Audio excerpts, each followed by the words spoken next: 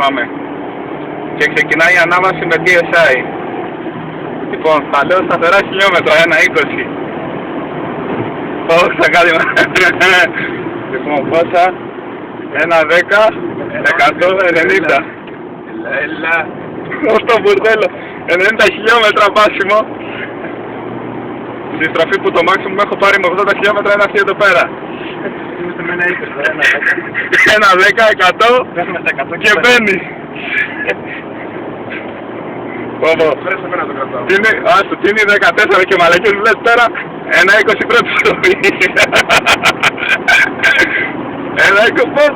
Και σαν έφε το κόλλα, άστο, να βρεις. 1,20 σταθερά. Και πάμε. Ας πούμε ένα περιστατικό για τελευταία στροφή. 1,30. Έλα, με 30 χιλιόμετρα ανεβαίνει παραπάνω το έβο. Δεν είναι μεγάλη διαφορά. 1,40. Έλα. Μαλάκα.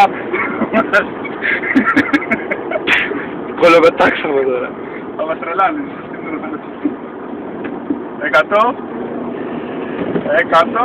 Μαλάκα. Εδώ πέρα έχουμε μια φορά με το Σάνι με 120 και βρήκα μικρό άσπρο. Άμα δεις το Χρήστο το αυτοκίνητο και τώρα κλείσει, εντάξει.